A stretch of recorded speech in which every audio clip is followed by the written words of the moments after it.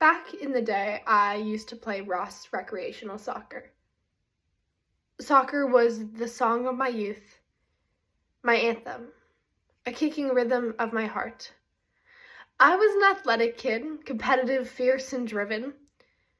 My blue oversized jersey submerging my frangible legs, covered in periodic bruises and scrapes. I vividly remember this one game where a competitive drive inside of me had randomly come out of the curtains. I'm not sure where it came from exactly, but it was something felt within me. Blood erratically gushing through my veins. When I saw that soccer ball, the key to my victory, I ran as far as I could down that field, staring at my feet moving quicker than my mind could catch up, engulfed by echoes of cheers. I could feel my parents on the edge of their Target collapsible lawn chairs, holding their breath. Bam! Next thing, I'm on the ground. The hot air trapped under my skin as the rest of the grass blades moved in the steady wind. Their movement is synchronized yet rhythmic. My breath, something typically requiring no thought, consumed me. Each breath was thick and heavy, slowly coming back to its normal cadence, as if something had slammed a door in my face. I wasn't sure what had happened, but I could feel the air had been sucked out of me. Fast forward a decade, I'd switched sports from soccer to rowing. In that past year, I competed at the Youth National Championships in Florida. I no longer was surrounded by a couple of supportive parents, but an arena of spectators watching me. The competitive, fierce, and determined girl I had always been, moving a couple 100-pound boat through the water. Blades moving almost methodically, my breath short and the lactic acid in my legs telling me to stop. I don't remember much from that race, but I do remember the feeling of pure, raw happiness that I felt finishing that race, 5th in the entire nation, and starting as the underdogs, projected not even to make the A final on Sunday. You see, that feeling motivated me to work out and push myself harder than I had previously over the summer. I spent hours training and pushing myself so that next year I could experience what it felt like again, the echoes of cheers against the warmth of the Florida humidity.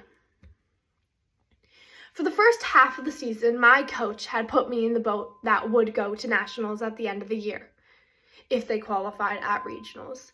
And I felt on top of the world, and that my hard work would pay off again. But one day, she moved me into the lower boat. And when I tell you, my whole world shattered.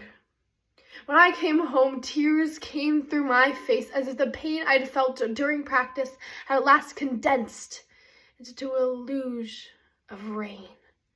The next month of the season, I stayed on that boat, moving sporadically to the other boat a few times. But like Langston Hughes once wrote, my dreams were deferred. And I sure did crumble up like a raisin in the sun. Not only was the one thing I had spent hours upon hours working on rejected, but I watched from the sidelines as teammates that I had experienced this feeling with were. And a few days before the last big race of the season, my coach called the final lineups. She warned us that she had spent days reviewing footage of us rowing, our erg scores, and the data she had collected on the water, and that lineups were very, very different from what we had anticipated. That changes had been dramatically made. When I tell you I have never prayed to God more in my life, I'm not kidding. I sat there, my eyes closed, praying that maybe she would realize the utter mistake she had made, that I was in the boat all along, and to not even worry that this whole thing was just a prank. Her voice read slowly, the sweat on my palms causing the glasses in my hands to be covered in a layer of moist. Bam! Next thing I know, I'm on the ground. Next thing I know, I've been slammed on the ground, the hot pavement trapped under my skin, her voice moving in the steady wind. Its movement is synchronized yet rhythmic. My breath, something typically requiring no thought at all, consumed me. Each breath was thick and heavy, slowly coming back to its normal cadence, as if somebody had slammed a door in my face. I wasn't sure what had happened.